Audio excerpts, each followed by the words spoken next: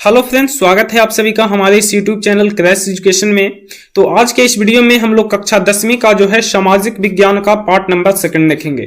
Part number 1 आपको कल करा दिया गया है। जो लोग नहीं देखे हैं उस पार्ट को जाकर देख लीजिए, लिंक आपको डिस्क्रिप्शन में या सामाजिक विज्ञान के प्लेलिस्ट में मिल जाएगा। तो आज के इस वीडियो में हम लोग सामाजिक विज्ञान के हिस्ट्री, ज्योग्राफी, सिविक्स और इकोनॉमिक्स चारों विषय से प्रश्न को देखेंगे और टोटल जो प्रश्न होंगे वो ऑब्जेक्टिव टाइप होंगे और सभी प्रश्न जो होंगे एनसीईआरटी पैटर्न पर आधारित रहेगा। तो चलिए बिना समय को गवाए वीडियो को स्टार्ट करते हैं। उससे पहले अगर आप हमारे चैनल पे पहली बार आए हैं तो ऑब्जेक्टिव टाइप प्रश्न को क्लियर करने के लिए आप हमारे चैनल को सब्सक्राइब कर लीजिए और साथ में नोटिफिकेशन बेल आइकन दबा दीजिए, ताकि जब भी हमारा वीडियो अपलोड हो या लाइव क्लास हो तो उन तमाम बातों की जानकारी आपको सबसे पहले मिल जाए। तो चलिए सबसे पहला क्वेश्चन देख लेते हैं आज का।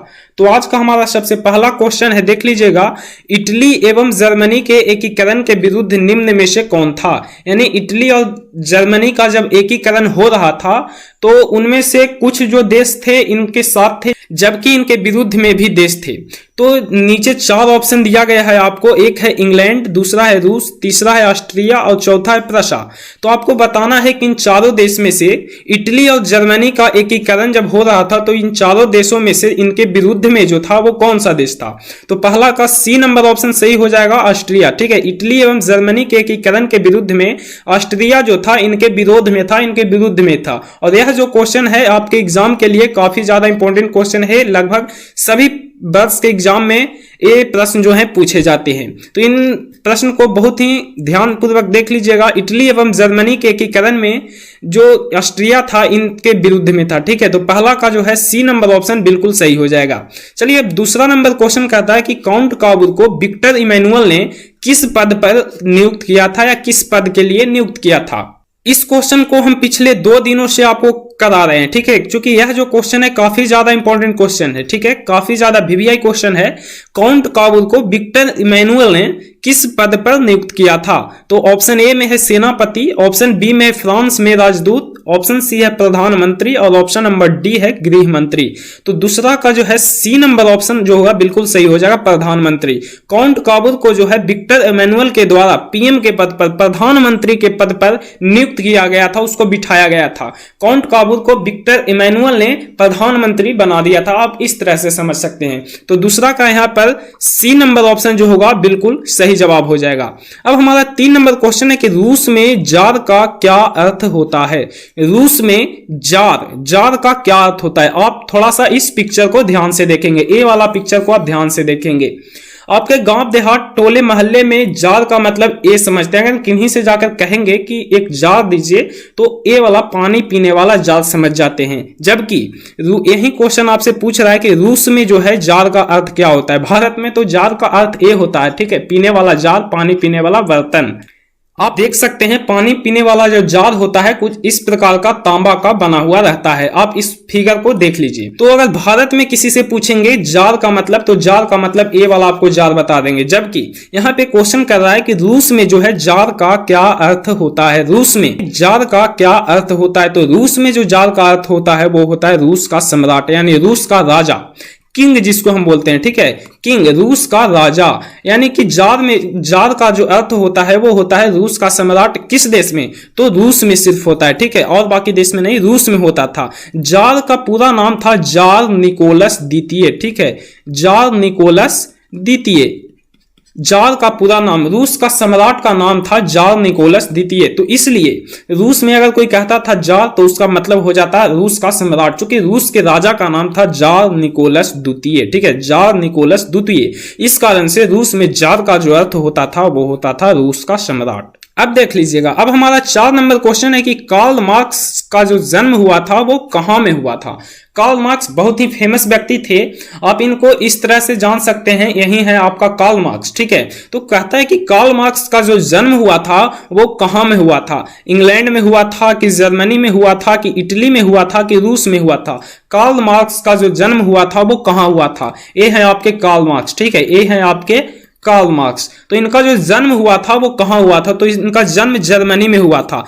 क्वेश्चन में अगर पूछ दे कि जर्मनी के किस शहर में हुआ था, तो आपको हम बता दे कि जर्मनी के जो है ट्रियर नगर में हुआ था, ट्रियर में हुआ था। ठीक है, जर्मनी के ट्रियर नगर में हुआ था। कार्ल मार्क्स का जन्म जर्मनी के ट्रियर नगर में हुआ था और इनका जो जन्म है वो 5 मई 1818 ईस्वी में हुआ था। 5 मई 1818, देख लीजिएगा, 5 मई 1818 ईस्वी में इनका जन्म हुआ था। तो कार्ल मार्क्स का जो जन्म हुआ था वो जर्मनी के ट्रियर नगर में 5 मई 1818 ईस्वी को हुआ था। यानी 4 का यहाँ पे बी नंबर ऑप्शन जो होगा बिल्कुल सही जवाब हो जाएगा। तो यहाँ पर 4 क्वेश्चन क्लियर हो चुका है आपका। अब चलते हैं 5 नंबर क्वेश्चन की ओर। 5 नंबर क्वेश्चन हमारा कुछ इस प्रकार का है कि वल्लभ भाई पटेल को सरदार की उपाधि जो है किस किसान आंदोलन के दौरान दी गई थी।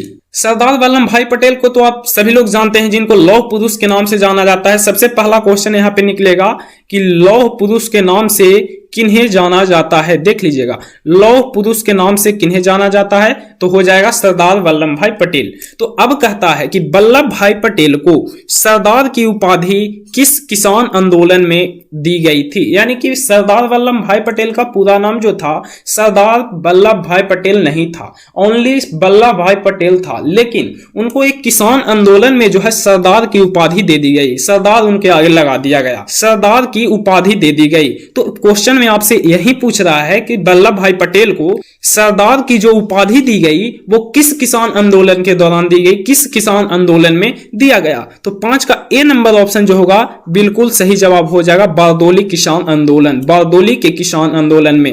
और यह जो क्वेश्चन है आपके एग्जाम के लिए काफी ज्यादा इंपॉर्टेंट है। वल्लभ भाई पटेल को सरदार की उपाधि किस किसान आंदोलन के दौरान दी गई, तो इसका सही आंसर ऑप्शन नंबर ए हो जाएगा, बारदोली के किसान आंदोलन में। चलिए 6 नंबर क्वेश्चन है कि रंपा विद्रोह जो हुआ था वो कब हुआ था। रंपा विद्रोह कब हुआ था, तो 6 का यहां पर ए नंबर ऑप्शन जो होगा बिल्कुल सही जवाब हो जाएगा, 1916 ईस्वी में। रंपा विद्रोह 1916 ईस्वी में हुआ था, 6 का ए नंबर ऑप्शन। 7 नंबर क्वेश्चन है कि लंदन में अनिवार्य प्राथमिक शिक्षा कब लागू हुई। यानी कि लंदन जो आप जान रहे हैं, तो लंदन में कहता है कि प्राथमिक अनिवार्य शिक्षा, यानी कि शिक्षा को, प्राथमिक शिक्षा को अनिवार्य जो कर दिया गया वो कब लागू किया गया।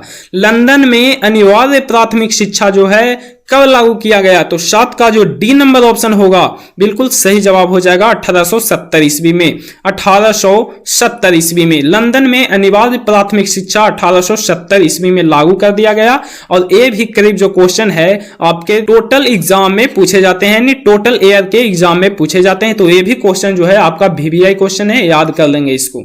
अब हम लोग देख लेते हैं 8 नंबर क्वेश्चन। 8 नंबर क्वेश्चन है कि ब्रेटन वुड्स सम्मेलन किस वर्ष हुआ था। ब्रेटन वुड्स सम्मेलन किस वर्ष हुआ था। ब्रेटन वुड्स सम्मेलन बहुत ही इंपॉर्टेंट क्वेश्चन, VVI क्वेश्चन है जो, साथ ही MCQ क्वेश्चन है। ठीक है, ब्रेटन वुड्स सम्मेलन जो हुआ था किस वर्ष हुआ था, तो ब्रेटन वुड्स सम्मेलन 1944 ईस्वी में हुआ था। यानी 1944 वाला जो ईयर चल रहा था उसी समय में ब्रेटन वुड्स सम्मेलन हुआ था। यानी 8 का सी नंबर ऑप्शन जो होगा बिल्कुल सही जवाब हो जाएगा, 1944 ईस्वी में ब्रेटन वुड्स सम्मेलन हुआ। चलिए 9 नंबर क्वेश्चन कहता है कि रूसो जो था कहां का दार्शनिक था। रूसो जो था कहां का दार्शनिक था। फ्रांस का दार्शनिक था, रूस का था, अमेरिका का था या इंग्लैंड का था। तो रूसो जो दार्शनिक था वो फ्रांस का दार्शनिक था। ठीक है, रूसो का मतलब ये मत समझ लीजिएगा रूसो है तो उसका आंसर रूस लगा देते हैं, जी नहीं, बिल्कुल नहीं। रूसो जो था वो फ्रांस का दार्शनिक था। रूसो कहां का दार्शनिक था, तो रूसो जो था फ्रांस का दार्शनिक था। यानी 9 का ए नंबर ऑप्शन जो होगा बिल्कुल सही जवाब हो जाएगा। चलिए अब हम लोग चलते हैं 10 नंबर क्वेश्चन की ओर। 10 नंबर क्वेश्चन कहता है कि मेजनी का जो संबंध था वो किस संगठन से था। यह क्वेश्चन कल के भी आपके वीडियो में मिला होगा। इसको आप संगठन के बदले दल कह सकते हैं, दल के बदले आप इसको समूह कह सकते हैं। दोनों तीनों एक ही बात है। मेजनी का संबंध किस दल से था या किस संगठन से था या फिर किस समूह से था, तीनों एक ही बात है। तो मेजनी का जो संबंध है वो कार्बोनरी संगठन से था, कार्बोनरी दल से था या कार्बोनरी समूह से था, तीनों एक ही बात है, परीक्षा में आपका 3 वर्ड में से किसी एक वर्ड का इस्तेमाल कर सकता है। अब आपको बिल्कुल भी घबराना नहीं है। यहाँ पर संगठन के बदले में दल पूछ दे तो आपको लगेगा कि कहीं प्रश्न तो दूसरा नहीं, आपको समझ में आ रहा है कि कार्बोनरी होगा, लेकिन अगर दल या समूह पूछ देता है तो लगता है कहीं प्रश्न तो दूसरा नहीं। तो बिल्कुल आपको घबराना नहीं है। अगर तीनों में से कोई भी वर्ड का यूज करे, दल का, संगठन का या समूह का, तो सबका आंसर होगा कार्बोनरी संगठन। मेजनी का संबंध किस संगठन से था? तो कार्बोनरी संगठन। चलिए 11 नंबर क्वेश्चन देख लेते हैं। सौर ऊर्जा निम्नलिखित में से कौन सा संसाधन है? सौर ऊर्जा निम्नलिखित में कौन सा संसाधन है? यह जो है आपका ज्योग्राफी का क्वेश्चन है जी। सौर ऊर्जा निम्नलिखित में से कौन सा संसाधन है? तो 11 का जो सही आंसर हो जाएगा ऑप्शन नंबर बी हो जाएगा, पुनः पूर्ति योग्य। पुनः पूर्ति योग्य का मतलब क्या होता है? सौर ऊर्जा का ऐसा तो नहीं है कि अगर हम मान लिया जाए कि ये सौर ऊर्जा है, इससे हम एक बार बिजली निकाल लिए तो दूसरा वाला भी को नहीं निकाल सकते हैं, ऐसा बिल्कुल भी नहीं है। पुनः पूर्ति योग्य का मतलब हो गया कि इसको दोबारा जो है हम अपने पूर्ति के लिए इसको हम इस्तेमाल कर सकते हैं, ठीक है। ये दूसरा बार यानी कि पुनः यह इस्तेमाल करने योग्य है, यानी कि सौर ऊर्जा जो है पुनः पूर्ति योग्य संसाधन है। ऑप्शन नंबर बी हो जाएगा, यानी कि इसको हम जितना बार चाहे उतना बार हम पुनः इसका उपयोग कर सकते हैं। 11 का बी नंबर ऑप्शन बिल्कुल सही हो जाएगा। अब हमारा 12 नंबर क्वेश्चन कहता है कि तट रेखा से कितने किलोमीटर क्षेत्र की सीमा अपवर्तक आर्थिक क्षेत्र कहलाते हैं? तट रेखा मान लिया जाए कि यह भारत का जो है तट रेखा है, ठीक है। तो कहता है कि इसके कितने किलोमीटर दूर तक जो है अपवर्तक आर्थिक क्षेत्र कहलाता है? तो इसका 12 का जो सही आंसर हो जाएगा ऑप्शन नंबर बी हो जाएगा, 200 किलोमीटर, ठीक है। 200 किलोमीटर देख लीजिएगा। यह मान लीजिए कि भारत का तट रेखा है, ठीक है। यह भारत का तट रेखा का मतलब समझते हैं ना? तो यह जो है भारत का तट रेखा है, तो कहता है कि इसके कितने दूरी तक जो है भारत का सीमा कहलाएगा, यानी कि अपवर्तक आर्थिक क्षेत्र कहलाएगा। तो इसका सही आंसर ऑप्शन नंबर बी हो जाएगा, 200 किलोमीटर, ठीक है। ऑप्शन नंबर बी, 12 का ऑप्शन नंबर बी हो जाएगा 200 किलोमीटर। चलिए 13 नंबर क्वेश्चन देख लेते हैं। 13 नंबर क्वेश्चन कहता है कि देश के बांधों को जो है किसने भारत का मंदिर कहा था? देश के बांध यानी बांध मतलब एक तरह से आप पुल समझ सकते हैं, ठीक है। बांध का मतलब आप एक तरह से पुल समझ सकते हैं। तो कहता है कि देश के बांधों को किसने जो है भारत का मंदिर का दर्जा दिया, ठीक है। मंदिर का दर्जा किसने दिया? मंदिर किसने कहा? सर्वप्रथम। तो देश के बांधों को जो है भारत का मंदिर पंडित नेहरू के द्वारा कहा गया था। 13 का डी नंबर ऑप्शन जो होगा बिल्कुल सही जवाब हो जाएगा। पंडित नेहरू, वही जवाहरलाल नेहरू, ठीक है, पंडित जवाहरलाल नेहरू। देश के बांधों को सर्वप्रथम जो है पंडित नेहरू के द्वारा भारत का मंदिर कहा गया था।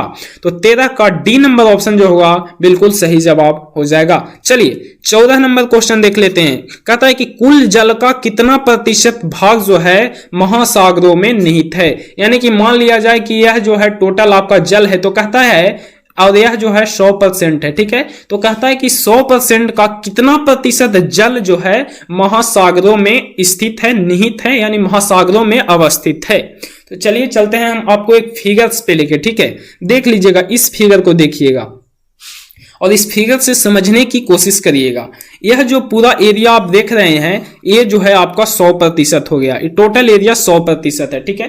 तो यहाँ पे बता रहा है कि यह जो ब्लू वाला क्षेत्र जो आप देख रहे हैं, यहाँ पे देख लीजिए, ब्लू वाला जो क्षेत्र है यह जो है ओशियन है, यानी कि महासागर है। यह जो हरा वाला क्षेत्र देख रहे हैं पोलर आइस कह सकते हैं कि बर्फ के रूप का है। और यह जो लाल टाइप का आप देख रहे हैं, यह जो है रिवर, लेक्स, ग्राउंड वाटर, यानी कि तालाब, नदी और ग्राउंड वाटर का हिस्सा है, ठीक है। तो यहाँ पे देख लीजिएगा, यहाँ पे बता रहा है कि 97% जो है वो ओशियन है, यानी महासागर है। लगभग यहाँ पे एक्यूरेट डाटा नहीं बताया गया है, लगभग बताया जा रहा है।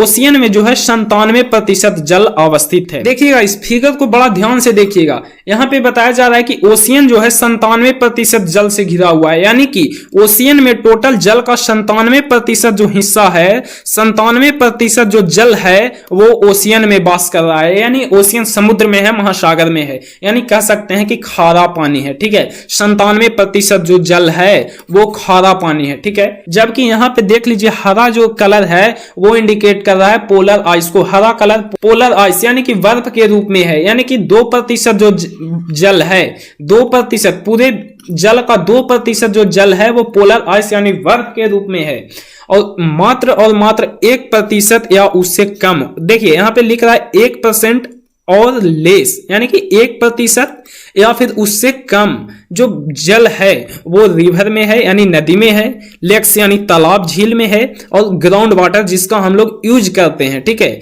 तो ग्राउंड वाटर में है। तो यानी कि 100% जल का मात्र 1% जो जल है वो मानव अपने कार्य के लिए यूज करता है। आपको यहाँ पे डाटा पूछ रहा था कि महासागर में कितना प्रतिशत जल है, तो लगभग 97% हो जाएगा, यानी कि यहाँ पे लगभग डाटा बताया जा रहा है। चलिए हम लोग चलते हैं क्वेश्चन पे। यहाँ पे क्वेश्चन कह रहा है कि कुल जल का कितना प्रतिशत भाग जो है महासागरों में निहित है। कुल जल का कितना प्रतिशत भाग जो है महासागरों में निहित है, तो 14 का यहाँ पे सी नंबर ऑप्शन जो होगा बिल्कुल सही हो जाएगा। वहां पे आपको 97% बताया गया लगभग, यानी कि यहाँ पे ऑप्शन है एक 96% है, एक 95% है, एक 96.5% है और एक 96.6% है, यानी कि 97 के सबसे जो आसपास में है वही इसका आंसर हो जाएगा। तो यहाँ पे 96.6 जो है 97 से बहुत ज्यादा करीब है। 5 भी था लेकिन 5 से ज्यादा करीब 96.6 है, यानी कि 14 का सी नंबर ऑप्शन जो होगा बिल्कुल सही जवाब हो जाएगा। कुल जल का 96.6% भाग जो है वो महासागरों में निहित है। चलिए अगला क्वेश्चन देख लेते हैं। 15 नंबर कहता है कि भारत का सबसे बड़ा जूट उत्पादक राज्य जो है कौन है। भारत का सबसे बड़ा जूट उत्पादक राज्य कौन है, तो 15 का यहाँ पे ए नंबर ऑप्शन जो होगा बिल्कुल सही जवाब हो जाएगा। पश्चिम बंगाल, वेस्ट बंगाल, ठीक है, वेस्ट बंगाल, जहां की सीएम अभी है ममता बनर्जी। हाल में ही यहाँ चुनाव हुआ था, क्वेश्चन पूछ सकता है। तो भारत का सबसे बड़ा जूट उत्पादक राज्य जो है वो है पश्चिम बंगाल, वेस्ट बंगाल, जहां के मुख्यमंत्री ममता बनर्जी हैं। चलिए 16 नंबर क्वेश्चन है कि निम्नलिखित में खरीफ फसल कौन है।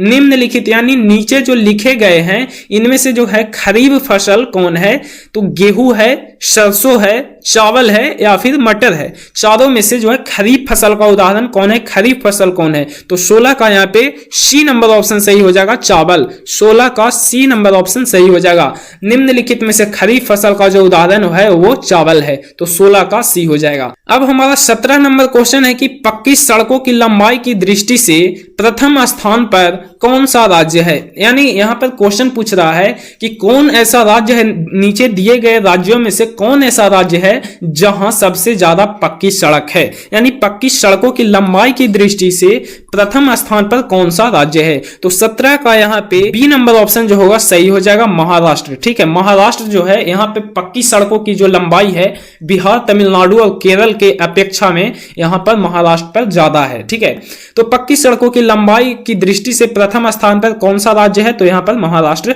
हो जाएगा। 17 का जो है बी नंबर ऑप्शन सही हो जाएगा। चलिए नेक्स्ट क्वेश्चन देख लेते हैं। 18 नंबर क्वेश्चन कहता है कि निम्नलिखित जो है कौन सड़कों का एक वर्ग नहीं है। निम्नलिखित कौन सड़कों का एक वर्ग नहीं है, यानी कि नीचे जो लिखे गए हैं इसमें से कौन जो है एक सड़कों का वर्ग जो है नहीं है। तो ऑप्शन ए में कह रहा है कि पूरब पश्चिम गलियारा, ऑप्शन बी में कह रहा है एक्सप्रेस वे, सी में कह रहा है स्वर्णिम चतुर्भुज राजमार्ग और ऑप्शन नंबर डी में कह रहा है सीमांत सड़कें। तो 18 का जो यहाँ पर सही आंसर हो जाएगा वो हो जाएगा ऑप्शन नंबर ए। ठीक है, चूंकि स्वर्णिम चतुर्भुज राजमार्ग यह जो है एक सड़कों का वर्ग है, सीमांत सड़कें और एक्सप्रेस वे तीनों जो है सड़कें का वर्ग है, लेकिन पूर्व पश्चिम गलियारा जो है सड़कों का वर्ग नहीं है। और यहाँ पे पूछ रहा है कि सड़कों का वर्ग कौन नहीं है, यहाँ पे देख लीजिए नहीं पूछ रहा है, तो 18 का ए नंबर ऑप्शन जो होगा बिल्कुल सही हो जाएगा।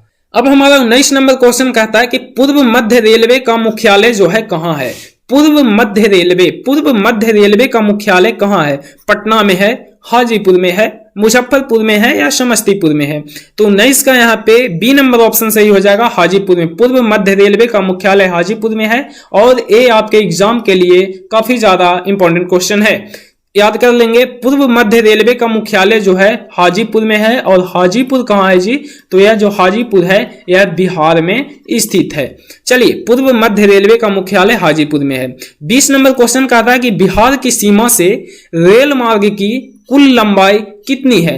बिहार की सीमा से रेल मार्ग की कुल लंबाई कितनी है? यानी कह सकते हैं कि बिहार में जो रेल मार्ग बिछाया गया है उसका पूरा जो लंबाई है वो कितना है? तो 20 का यहाँ पे ए नंबर ऑप्शन सही हो जाएगा, 6283 किलोमीटर। 6283 kilometre, 6283 kilometre. बिहार की सीमा से रेल मार्ग की कुल लंबाई जो है वो 6283 किलोमीटर है। 21 नंबर क्वेश्चन है कि लोकतंत्र जनता का, जनता द्वारा तथा जनता के लिए शासन है, यह जो कथन है वो किसका था? यानी कि यह जो कहा गया था कि लोकतंत्र जो है जनता का, जनता के लिए या जनता के द्वारा शासन है, यह कथन जो है किसका है? तो इसका सही आंसर हो जाएगा option number B, Abraham Lincoln का। ठीक है, ऑप्शन नंबर बी हो जाएगा, 21 का ऑप्शन नंबर बी हो जाएगा, अब्राहम लिंकन का। क्वेश्चन आपसे इस प्रकार भी पूछ सकता है कि लोकतंत्र का परिभाषा अब्राहम लिंकन के अनुसार क्या है? क्वेश्चन आपसे इस प्रकार से भी पूछ सकता है कि अब्राहम लिंकन के अनुसार लोकतंत्र का परिभाषा क्या है? तो आप लोग आंसर देंगे कि जनता का, जनता के द्वारा जनता के लिए शासन जो है लोकतंत्र कहलाता है। यानी कि लोकतंत्र जनता का, जनता के द्वारा जनता के लिए शासन है। तो 21 का B number option Abraham Lincoln हो जाएगा, क्योंकि यह जो कथन है, यह जो परिभाषा दिया गया है वो अब्राहम लिंकन के द्वारा दिया गया है। यानी कि 21 का बी नंबर ऑप्शन बिल्कुल सही हो जाएगा। अब हमारा 22 नंबर क्वेश्चन है, देख लीजिएगा। नए विश्व सर्वेक्षण के आधार पर भारतवर्ष में मतदाताओं की संख्या जो है लगभग कितनी है? नए विश्व सर्वेक्षण के आधार पर, विश्व सर्वेक्षण के आधार पर भारतवर्ष में मतदाताओं की संख्या लगभग कितनी है? यानी कि कह रहा है कि विश्व सर्वेक्षण जब हुआ था तो उसके आधार पे पूछ रहा है कि भारत में जो है टोटल कितने लोग जो है, कितना जो आबादी है वो मतदान कर सकते हैं, यानी वोटिंग कर सकते हैं। ठीक है, टोटल कितना है? तो इसका 22 का जो सही आंसर हो जाएगा ऑप्शन नंबर बी हो जाएगा, 71 करोड़ जनसंख्या। ऑप्शन नंबर बी, 71 करोड़ जनसंख्या। यानी कि भारत का जो आबादी है लगभग 130 करोड़ है। ठीक है, कितना है? 130 करोड़, जिसको हम कहते हैं 1.25 अरब। ठीक है, 1.25 अरब। तो कहता है कि नए विश्व सर्वेक्षण के आधार पर भारतवर्ष में जो है मतदाताओं की संख्या जो है 71 करोड़ है। यानी कि 130 करोड़ आबादी में 71 करोड़ जो जनसंख्या है वो मतदान कर सकता है, वोटिंग कर सकता है। यानी कि वही क्वेश्चन पूछ रहा है कि नए विश्व सर्वेक्षण के आधार पर, यानी कि जो सबसे बाद में जो सर्वेक्षण हुआ है, यानी कि हाल फिलहाल में जो सर्वेक्षण हुआ है, जो नया सर्वेक्षण हुआ है, उसके आधार पर भारतवर्ष में मतदाताओं की संख्या कितनी है? तो 71 करोड़ हो जाएगा, ऑप्शन नंबर बी हो जाएगा। चलिए 23 नंबर क्वेश्चन है कि किसी व्यवस्था के फैसलों में व्यक्तिगत लोकतंत्र के परिणामों के संदर्भ में सही कथन कौन सा है? यानी किसी व्यवस्था के फैसलों के व्यक्तिगत लोकतंत्र के परिणाम के संदर्भ में। देखिए क्वेश्चन समझिएगा बड़ा ही ध्यान से, यह जो क्वेश्चन है आपके एग्जाम के लिए काफी ज्यादा इंपॉर्टेंट है। किसी व्यवस्था के फैसलों में, कोई भी अगर एक व्यवस्था लेते हैं, उसका फैसला अगर करते हैं, तो व्यक्तिगत लोकतंत्र आप मान लीजिए, उसके परिणामों के संदर्भ में सही कथन कौन सा है?